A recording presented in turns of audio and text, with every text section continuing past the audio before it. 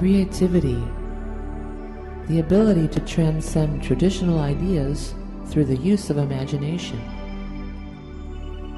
Since the beginning of recorded history, creative works have stirred the soul and inspired the masses. What is this magical mystery? How do we turn that initial spark into something tangible? How can we apply it in our own lives? Join me as we attempt to answer these and other questions as we delve inside the creative spirit.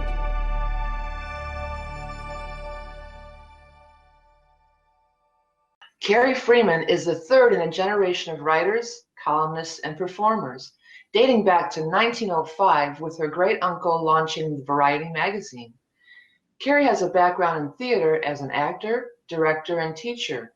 In more recent years, Carrie has contributed to numerous works while also writing 2 books of her own, including Good Evidence in Positive Noticing and The Comic's Daughter, A Chicago Tale. Please welcome to the show, Carrie Freeman. Hi, Carrie. Thanks for joining me. Hi, Vicki. I'm thrilled.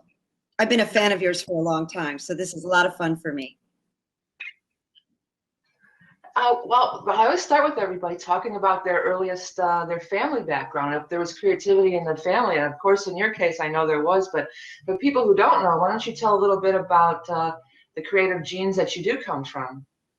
Yeah, it's interesting because, you know, I was thinking briefly about Taylor Swift, and I don't think anybody in her family is musically oriented, and yet there she is, kind of a musical genius. You know, so it's I guess it's different for everybody, but in my family, it was just, I just was born into entertainment. My grandmother started in vaudeville when she was like 7 years old, and her mother made the costumes, and she met her little partner in dance school, and so my grandmother was a big star in vaudeville.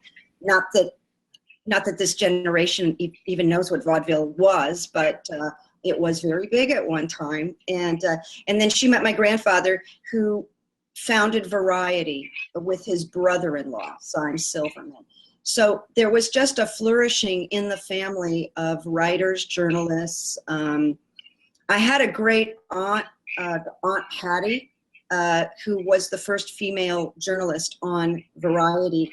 And I laugh because it was like In Style magazine, because my grandmother told me she used to go to backstage to all the New York vaudeville houses and report on what the women were wearing. And I thought, it's like an In Style magazine for Variety. Or its predecessor. You know, she was like the predecessor for a similar thing. So I know your dad was always cracking jokes from your reading part of your book. And so was your talent supported, or were you encouraged to be creative as a child? Yeah, there was a lot of, if you read the book, you know, there was a lot of pressure on that I needed to understand a lot of adult things like comedic timing.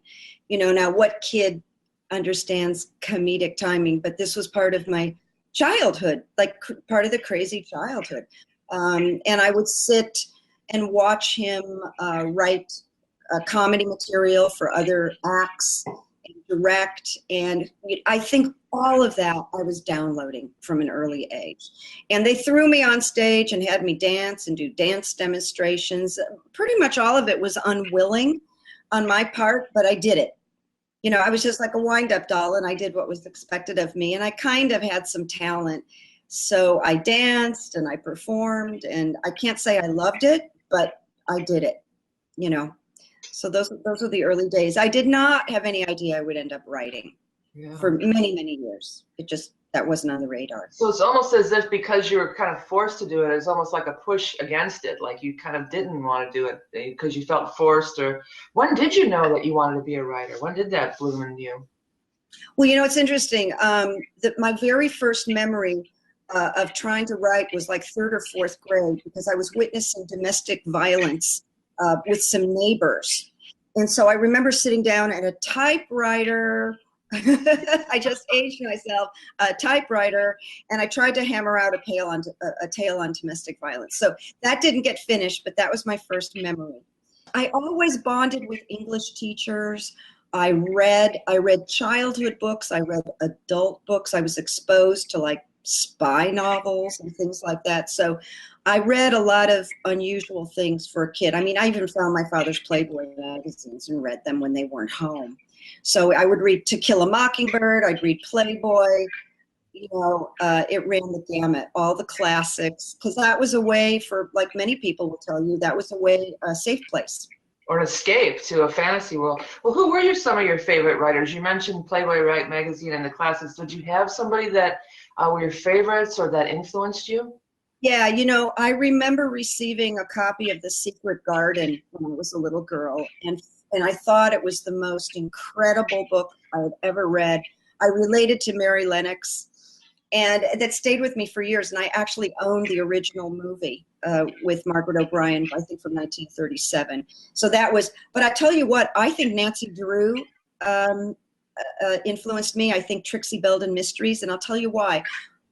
The idea of needing to turn a page because you need to find out what's going to happen, I think had a huge influence on my own writing. I know that I always ask everybody if, like in this case, writing is your only form of creativity. I know that it's not your only form of creativity. You've been involved in acting and theater. And Yeah. If you want to touch on that, but also what I want to get to more is like, how are they different? How is writing different from acting, different from directing? And how are they different? How are they the same? The writing is really isolating and it's pretty lonely, and I think that's why people have difficulty with it, because at the end of the day, nobody helps you with it. You just have to put your butt in the chair, and whatever demons show up, and usually it's the demon of perfectionism, you're alone with it, but if you are acting, you're not acting in a vacuum. You're getting feedback, you have community. And my favorite thing in my life has been directing, because I feel like as a director, you're everything and everybody all at the same time, if that makes sense. I don't get that many opportunities, but I have directed theater and I thought that's about the most fun I've ever had. And then completing this book. But one day I got a phone call from my best friend, and she was creative, and she was from Chicago, and she said, I just wrote a sitcom, and I'd like you to take a look at it. And I went, oh, I can't do that. I'm not. She goes, no, really, I want you to take a look at it. And guess what? We wrote 4 or 5 sitcoms together after that. And we had a lot of fun. But I think all during that time, I thought, I have an original story that needs to come out, and only I can do it. Isn't that true for everybody, whether if it's a novel or whatever it might be? Yeah. When you're doing writing, is there a ritual that you go through, or can stuff hit you anywhere? Are you always talking into your phone or dreams, or how? Describe that process a little bit, how you get in the zone. I know it's different for everybody, but early morning hours are the best for me because I'm a high functioning empath. I take in stimulation. So the early morning, there's no stimulation. That's when I get the best work done. That's when it's easiest for me to just sit. But it's not the only time. I will go to a Starbucks because that ambient sound is good for me. I actually concentrate well at a Starbucks. And I also give myself assignments because, I work with the subconscious mind, and I am a hypnotherapist. And so I know how creative the subconscious mind is. So I will give myself assignments like, what do you think she should do about that blah, blah, blah? Or what do you think he would have said about that blah, blah? And I know that the subconscious will take a question and chew on it to provide the answer. I've had, when I was writing sitcom, I remember one day, Karen and I just couldn't figure out what to do with a character. And on the third day, I woke up at 5 a.m. writing the solution. And I had bedhead, and I grabbed a pen, and I called her and I said, it's done. I wrote the scene out of a dead sleep. And that's kind of a fascinating thing that the subconscious will do. One thing that I want to say for the listeners, because I know so many people write or want to write, one of the great gifts that was given to me when I first got the idea that I was free to write this story, because I had to wait till certain people passed away. I didn't want to hurt people. I told a friend of mine the story who happens to be a very successful writer, screenwriter, stage writer. And I said, where do I begin? He goes, just remember it as if it were a dream. And I thought that was one of the most brilliant pieces of advice I have ever gotten, because he opened up the subconscious. He didn't give me any parameters. He just sort of said, let it come forward. And I did, based on that advice. And the other thing he said was, just pretend you're sitting in a bar telling a guy a story. It's that simple. Just pretend you're telling a guy a story. And when I would get too complicated, I go back to, you're just telling a guy a story. Yeah, I wanted to touch a little on the hypnotherapy thing, because that's fascinating. And I know that you actually are a therapist and everything. And, you talked about it a little bit. Like, what kind of hypnotherapy did you do? Is it past life regression, or is it going back to like childhood traumas, or what does that involve, and what's that about? It's interesting. I am trained in past life regression. I generally don't do it, and I refer it to a friend of mine. It's not that I can't do it. It's that I'm so oriented about getting people like results in the here and now that it's kind of selfish. It's not something I love to do. So, but it's really valuable, and I've done it myself. So I've kind of morphed into helping a lot of creative people, actors that are afraid of auditions, that are preparing for a role. I've gotten plenty of young, anxious, exhausted housewives that just have their brains are fried, from being a young mother. I do a lot of quit smoking. I love helping people quit smoking cigarettes. It's actually a pretty easy thing to do. It's not very emotional. I've had people come to me for things that I haven't even worked on, but I found that, because I'm trained for 15 years, that if you are trained, you can do it. Like, I had a woman who was getting married, and she chewed her nails to the quick, and she wanted nice nails, and we did it in 4 sessions. I had never done nails before, but if you have your technique, like if you're a good surgeon, you can go in and do surgery. It's a little bit like that. But the work is deep. It's based on the subconscious, and it's based on the fight or flight response, which not a lot of people know about. But from the time we grow up, we have experiences, shock, loss, trauma, or sudden change, and we go into an altered state, don't know we're in it, and then we're in and out of it for our whole lives, and it can get worse and worse and worse. So essentially, if someone comes to me on a first session, no matter what it's about, I'm taking them out of the fight flight response and putting them back in their body so they can be here and now. And then you lose sleep, you become irritable, you either go into depression or anxiety. A whole host of behaviors comes from that. It happened with 9/11. It can come from childhood abuse. So I do deal with trauma. And I don't regress people to their childhood, but I do inner child work, which is very different. It cannot harm you. But if you regress a client, you're taking a chance. So my training, I can't speak for other hypnotherapists, is that I do not take them back. I take them back to meet the child and almost reparent the child. And I have found that really effective. So I know you wrote another book besides The Comic Starter. It's not really a fictional account. It's more of a self-help book. You want to tell us a little bit about that? Yeah, Good Evidence and Positive Noticing. It's interesting how it came out. Years ago, a book and a CD became a phenomenon called The Secret. For whatever reason, it bothered me. And I didn't think it was accessible for everybody. So when I went into working in rehab with drug addicts, and I was with people that were detoxing, and I was running groups with people detoxing, I said to myself, these people cannot visualize or imagine a better life for themselves. They're in such a crisis. So I read the word evidence, and I said, does anybody have any evidence in this group that they're getting better? And every hand went up. And what it was, yeah, I went for a swim yesterday. I hadn't gone for a swim in 8 months. I made amends with my brother. I slept last night and I didn't have a using dream. That kind of evidence. Or someone gave me their dessert when all the dessert was gone. So I said, there you go. It's rock solid. You didn't have to work for it. Just start paying attention every day and logging your evidence. And it really resonated with this group of people, because they would start coming up to me at lunch. You want to hear what my evidence was? Well, I've been doing this for 10 years. I have a stack of evidence books because it builds energy. And when things are not going great, it shows you that there's still good things going on. So now I use it with my clients as an evidence-based energy. So maybe about week 3, somebody comes in that I'm working, they start to have the evidence. They start to get the results. And I go, what's the evidence for this week? And they'll go, blah, blah, blah, blah. And I went to the gym and I wasn't scared at the spot, when I stopped at the stoplight. Good, let's write it down. Then I plug it into their hypnosis session, and it starts to take hold like as a new neural pathway. It's so easy. It's basically logging anything positive or constructive you do, anything positive or constructive you receive, because that's gratitude, or any coincidence that happens, because that lights you up. So it's a book about keeping note about anything that lights you up, because it really can balance out the difficult times. So I love it. It's a simple little process, but I love it, and it's really helped people.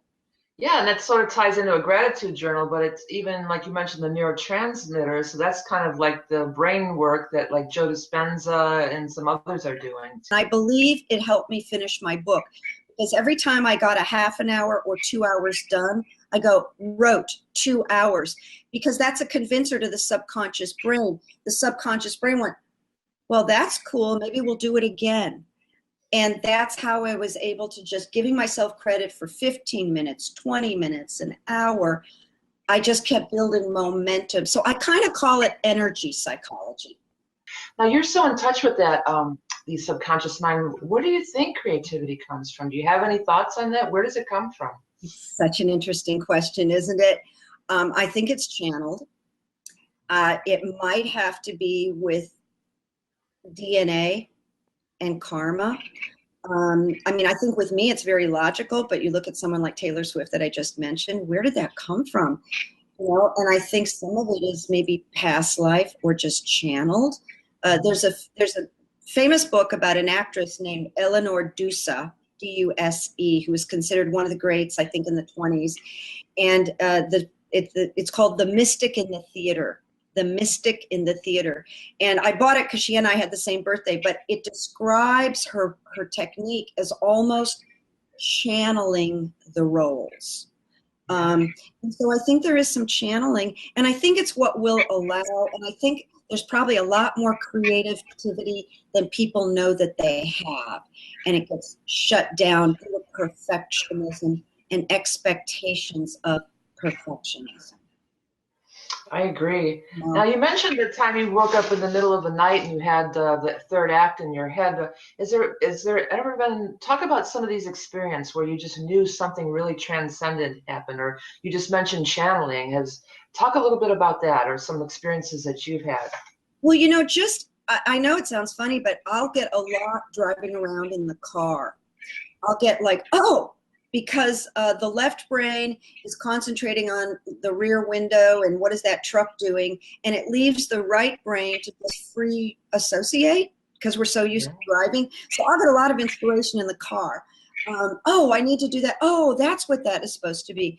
So it's kind of, I think listening is a big part of accessing that, like listening, like paying attention, like sometimes random thoughts come and go and we don't realize it's information. It's information. Let's say there's somebody out there that thinks, I know I can write, but I don't know what to do. Then what I would say to them if they were in my office, I'd say, ask yourself the question. If I were to write a short story, what would it be? If I were to write something about my family, what would it be? And give that assignment to the subconscious and let it percolate. That's kind of like what my advice is. The other thing is, after working with a lot of people, not everybody's willing to put their butt in the chair. And they wait for the muse to come, but you have to invoke the muse. You have to sit and go, come on, we're doing work. And some days will be better than others, and just accept it. You know, there's this wonderful guy named Stephen Pressfield who says part of the problem is just sitting down, you know, and I agree with him. And he describes his own process of 4 hours a day. And afterwards, he just shuts everything down, puts it on a disc, and, you know, goes about his day. And he goes, did I write anything good? He goes, I don't know. I don't care. I was in the chair for 4 hours. And I found that inspiring, because it's the journeyman's approach to the creative process, you know. I would say I think one of the most interesting pieces of my story is that when I went into hypnotherapy school, I did it on the heels of my parents dying and a lot of trauma. And I got fired from a big job at Universal Studios. And someone said, go to my hypnotherapist. So I did it. And after 3 sessions, she said, you'd be very good at this. And I said, I'm really interested in doing it. So I went to school, and during the period of school that you're training, you do hypnotherapy on people and you receive a lot of hypnotherapy. So my own subconscious started to get stimulated. And it was at that point that I said, you always wanted to write that book, and you can write it now. Anybody that's would have been hurt is gone. You can do it. And that's when this book started to develop. It was out of getting a lot of hypnotherapy. It was like it just came from the depths because I had so capped it, you know. So it's pretty interesting about the and it's like your inner child was there taking notes the whole time. You know, you could get it really deep into this, like time traveling or whatever, you know. It's crazy. Do you think that creativity can be taught, or is it something innate within us all? I think it could be developed in a big way. I think that we are born with some gifts. Some people are gifted. It's mysterious. I think it's fascinating. You know, I just personally think it's fascinating. And I am addicted to talented people, not in a groupie kind of way, but in an admiration kind of way. I love great talent. I just think it's magical. But I do think it can be nurtured. I really, really do. And I think people can surprise. You know, when I see a performance or something I love, I go and I Google and I want information. So I just saw a famous Broadway dancer, Chita Rivera, who's now in her 80s, who won like 9 Tony Awards, okay? And she came up the ranks with a woman named Gwen Verdon, who was also the toast of Broadway as a dancer, married to Bob Fosse. So I looked up both of them. Gwen Verdon got into dancing because she had scoliosis and problems with her legs, and her mother put her there to strengthen her muscles. And she went on to be one of the great Broadway dancers of all time. Chita Rivera was overactive and had ADHD, broke furniture, so her mother put her in a ballet class to keep her out of the house. Right. Isn't it fascinating? Well, when you were saying that, it reminded me of Frida Kahlo. You know, she broke her back, and so she was on her back and drawing, and that's kind of had a big part to play with her becoming the famous artist that she was. Crazy. And so that could be part of the karma that takes somebody in that direction. Do you know? Would she have done it without the injury? Yeah. So it's pretty interesting. It is. Think about destiny. I mean, I'd love to hear what your thoughts are on destiny. I think sometimes it's destiny. I think it's fascinating that a woman like Harper Lee wrote one book, basically. I'm not going to read the second book because I don't want to mess with my childhood, but it's pretty fascinating. Yeah, it is fascinating. Well, you know me, I'm into all of it, you know, spiritual, esoteric, and it's in the chart. You know, I think we have a life plan. We do have a life plan, but unfortunately, I think a lot of people don't realize their life plan. You know, we chicken out, or we're shut down or told we can't do it. You know, that's kind of my take on it. You mentioned this one book that you love. So you mentioned like Nancy Drew and some other books that you love. So that's some of the things that inspired you early on. What inspires you now, and how has it changed over time, or has it? As I'm older, I've admired Nora Ephron, who is no longer, and any storyteller. You know, any woman storyteller. I don't read as much as I used to. I admire the stories about people who overcome adversity. And I admire stories about people that were rejected 150 times and then rose to the top. These are the things that I find so inspiring. You know, Stephen King being rejected 162 times. I have a little book that's called The Path to Success is Paved with Failure. And every page there's this outrageous story that you wouldn't know unless, like Katie Couric was told at CNN, you'll never be on camera. You have a terrible voice. Right. I love that story. You know, and they all have them. And so in my darkest hours, when I feel discouraged or it's not going to happen, I turn to the people that have persevered. You know, those people that I really admire. And they don't even have to be in the arts, just anybody who perseveres and makes it happen. Well, it's a whole new world with the internet. Like in the field of writing, you can self-publish now. Or, you know, in the old days of music, you had to get a record contract. You can just put your stuff out now. So you don't need anybody's approval to put yourself out there. You just need a internet connection. So what advice would you give to young up-and-comers in any field of creativity? Persevere, or any other things that you'd like to add to that, to people who are trying to want to be a creative person and don't know where to start? What would you tell them? I think it's good to be aware of something called delayed gratification. If I'm talking to younger people, they're not really brought up with something called delayed gratification, meaning you have to put in some time and do some grunt work, journey work before you get, and you just have to feel good about being in the process. So that's a delayed gratification. It was a big delayed gratification. That's a big lesson, or else you just get fed up and you give up because you're in for the long haul. Especially in this era of the internet, where we used to have to go to the library, get a book. If you could just bam, you press a button and it's right there. So I agree with that part. And what else? Continue. It's unhealthy. I'm going to tell you what I would do when I had days of resistance, or I was working on a chapter that was giving me a hard time.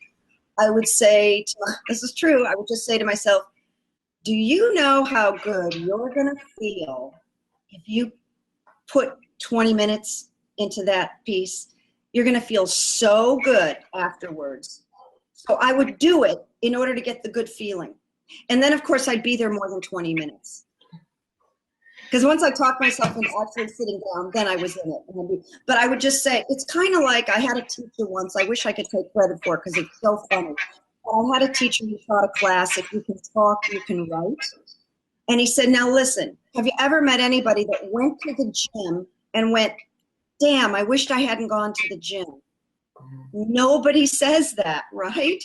Yeah. Everybody's glad that they worked out. So it's kind of like this. Just know when you put in your time, you're going to feel really good about yourself. In terms of writing, talk on paper. Don't write.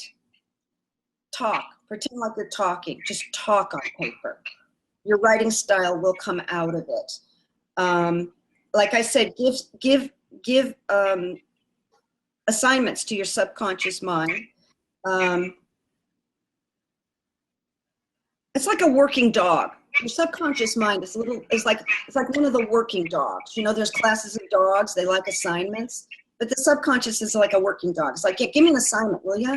I really want something to work on, or else it's going to turn on you, you know.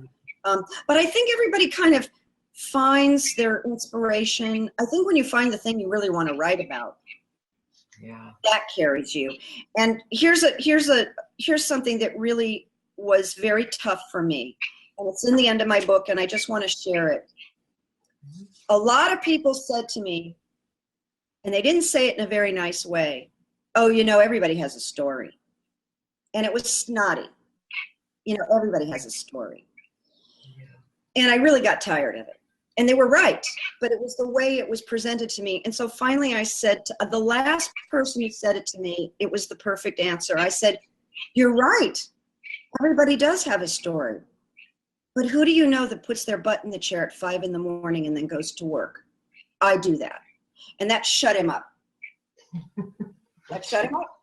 Because he knows he's not putting his butt in the bed, at 5 in the morning and getting the work done.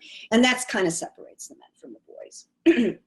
Well, it's true on the internet too. Like people write these nasty comments, and it's like, well, where's your video? It's easy to sit back and be a critic about everybody else. Well, let's see what you've got to offer, and that usually does, shut that kind of thoughts down. Hey, so Carrie, tell everybody what you're up to, and if they want to get your book, or how can they reach you or get a hold of you? Tell everybody, give a little final plug on what's going on with you and how to reach you. Okay. Well, I'm in Studio City, California, just so people know. I do work with people on the telephone very effectively. It works on the telephone, and I send MP3 audios to people for the hypnosis part. But they can reach me through my website, carriefreeman.com, and it's CarrieFreeman.com. M-A-N. That is my hypnotherapy website. And they can email me through that. And the book I'm most excited about, that took me 9 years, that seems to be reaching people and getting people excited, is called The Comic's Daughter. And it's only available at my private website, thecomicsdaughter.com. And the reason is right now I'm looking for a literary agent, and I didn't want to diffuse the book by putting it on the World Wide Net through Amazon. I'm just keeping it a little bit contained for the while, till I see what direction I'm going to go in. So Carrie Freeman in Studio City, you'll find me. But those are the websites. Yeah, I think the book would appeal to a lot of people, especially your family is pretty interesting, and I know it's normal and everyday thing to you, but I think a lot of people would really be interested in that. So Carrie, it was really nice chatting with you, and a lot of interesting work that you're doing, and I'm really into it. Thank you so much for joining me today. Well, I just want to say, Vicki, I found you on the internet by just sheer chance, and I don't miss anything of what you do. I think you're one of the most gifted people I have seen, and I'm just thrilled that we're kind of like friends now. You know, we're face to face and we know each other now. So, and great that you had the faith to give me this opportunity to talk. Well, who couldn't use more friends? That's a fact, right?